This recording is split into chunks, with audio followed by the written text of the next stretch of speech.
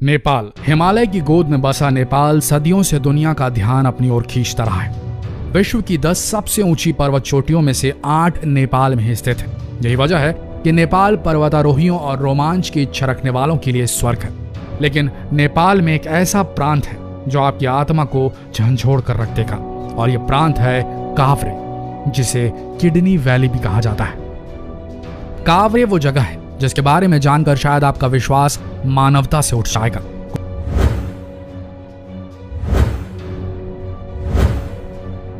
काभ्रे को kidney valley क्यों कहा जाता है, इसके पीछे एक बहुत ही दर्दनाक कारण है। असल में इस जगह पर रहने वाले हर घर के किसी न किसी सदस्य ने अपनी किडनी ब्लैक मार्केट में बेच दी है, और कारण सिर्फ एक, गरीबी और भुखमरी।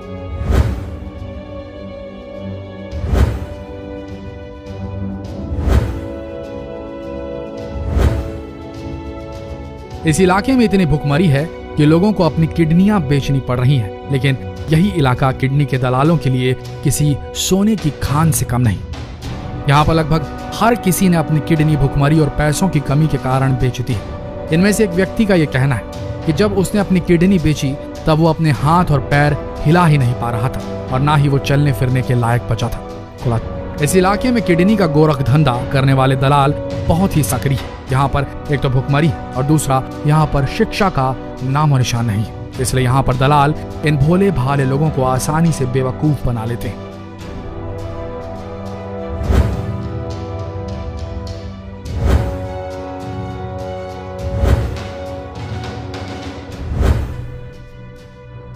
यहाँ पर रह रहे कई लोगों का कहना है कि दलाल लोगों से ये कहते हैं कि इंसान के पास 2 किडनियां होती हैं और कोई भी इंसान एक किडनी के साथ आसानी से जिंदा रह सकता है।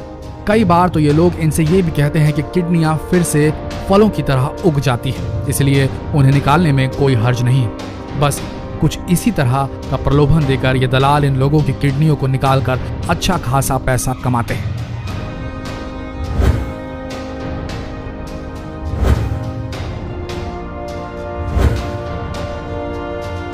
यहाँ के लोगों का यह मानना है कि यहाँ हर कोई अपनी किडनी बेच रहा है और इसमें कोई गलत बात नहीं है, ऐसा इनके दिमाग में बैठा हुआ है। कई लोगों की तरह इस व्यक्ति नीरोज ने भी अपनी किडनी बेच दी, सिर्फ अपना एक सपना पूरा करने के लिए।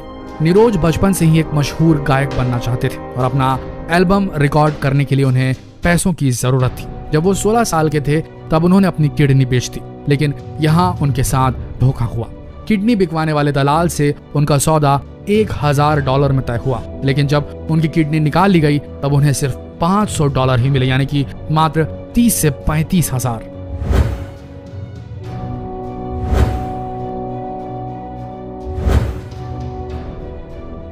लेकिन किडनी निकल जाने के बाद अब उनका सपना बस सपना ही रह जाएगा, क्योंकि अब वो चल फिर नहीं पाते हैं और चलने के लिए उन्हें व्हील चेयर का सहारा लेना पड़ता है। शायद स्टेज में वो अब कभी न चढ़ पाए।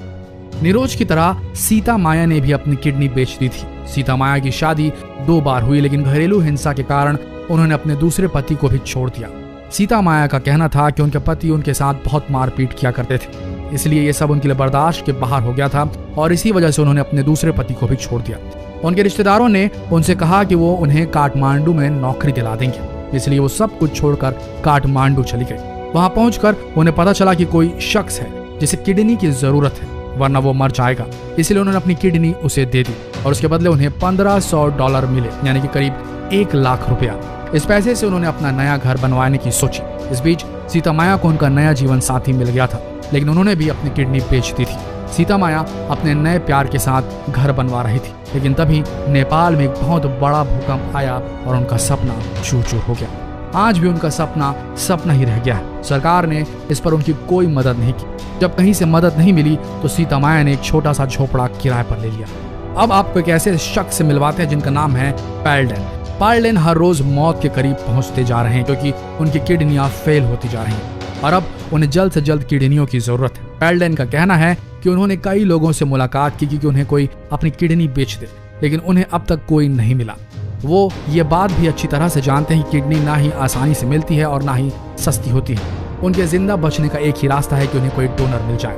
पैल्डेन ने किडनी पाने के लिए कई दलालों से संपर्क किया था और उनमें से एक दलाल तो उनका पैसा लेकर भाग भी गया था। पैरडन बताते हैं कि एक बार वो एजेंट से मिले। उस एजेंट का कहना था कि उनका ऑपरेशन इंडिया में होगा। बाद में उस एजेंट ने पैरडन से संपर्क करके ये बताया कि उन्हें डोनर मिल गया है, लेकिन वो डोनर एडवांस मांग रहा है। पैरडन ने अपनी जिंदगी बचाने के लिए उस एजेंट को एडवांस दे दिया और वो एजेंट रफू चक्कर हो गया।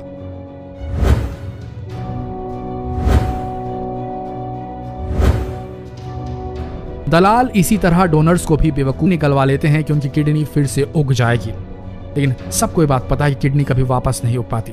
ये दलाल भोले भाले अनपढ़ गांव वालों को इस तरह से बेवकूफ बनाकर अच्छा खासा पैसा कमा लेते हैं। इनमें से एक दलाल का ये कहना है कि कई बार उन्हें डोनर आसानी से मिल जाता है, लेकिन कई बार उनकी तलाश लंबे समय तक चलती है। एजेंट कहता है कि नॉर्मली 2 से 3 दिनों के अंदर डोनर को ढूंढ लिया जाता है और हर डोनर के साथ हम 500 से $1000 आसानी से कमा लेते हैं और ये कुछ फिक्स नहीं होता। किडनी का मूल्य बेचने वाले के ऊपर निर्भर करता है, लेकिन हम कई बार डोनर को $3000 भी देते हैं और कई बार $500 भी दिया जाता है। एजेंट डोनर को भारी भरकम पैसों का प्रलोभन देते हैं, लेकिन सच्चाई कुछ और ही होती है। इस मानव जाति को शर्मसार करने वाले धंधे में इतना पैसा होता है कि गांव के अच्छे खासे विश्वास पात्र लोग भी इस तरह के काम को करने लगे हैं। नेपाल के ये दलाल जो मानव अंगों की स्मगलिंग करते हैं, वो हमेशा वहाँ के लोकल डॉक्टर के संपर्क में रहते हैं। यहाँ पर ऐसे किस्से भी हुए हैं कि जिन लोगों ने अपनी किडनी बेची थी वे ही बाद में एजेंट बन जाते हैं। लेकिन कहते हैं ना, जहाँ बुराई होती है वहाँ कुछ भले लोग भी होते हैं। इसी तरह एक महिला है कृष्णा प्यारी। कृष्णा प्यारी एक ह्यूमन राइट की अधिवक्ता है और ये वो पहली महिला है जिसके सामने गांव वालों ने स्वीकार किया था कि हाँ, उन्होंने अपनी किडनी बेची है। ये महिला उस गांव में जाकर लोगों की मदद करती है जिनकी किडनियां धोखे या पैसों का प्रलोभन देकर निकाल ली गई है। कृष्णा प्यारी हर रोज इस गांव में आती हैं और स्वस्थ लोगों को समझाती हैं कि वो अपनी किडनियां ना बेचें, लेकिन लोग उनकी इस बात को अनसुना कर देते हैं क्योंकि भूख के आगे किसी की नहीं चलती। लोग अपनी गरीबी भुखमरी से परेशान होकर किडनी बेचने पर मजबूर हो जाते हैं। वही बात करें यहाँ की पुलिस की, यानी कि नेपाल की पुलिस की, तो इन्होंने यहाँ पर साल भर में सिर्फ 5 एजेंट, 1 डॉक्टर को ही अरेस्ट किया है। लेकिन पुलिस की इस कार्रवाई से अंगों की तस्करी बंद नहीं हुई है, वो आज भी चालू है। हो सकता है कि पुलिस की भी, यानी कि नेपाल पुलिस की भी सांठगांठ। नेपाल में मानव तस्करी का यह धंधा कईयों सालों से चलता आ रहा है, कई दशकों से चलता आ रहा है और अब दलालों ने तो अपने धंधे को दूसरे देशों में भी पसारना शुरू कर दिया है। सोचने वाली बात यह है कि क्या यहाँ की सरकार, यानी कि नेपाल की सरकार, यहाँ का कानून इस घिनौने काम में इन दलालों की मदद कर रहा है? और क्या एक किडनी के पीछे इनका भी हिस्सा बंधा होता है?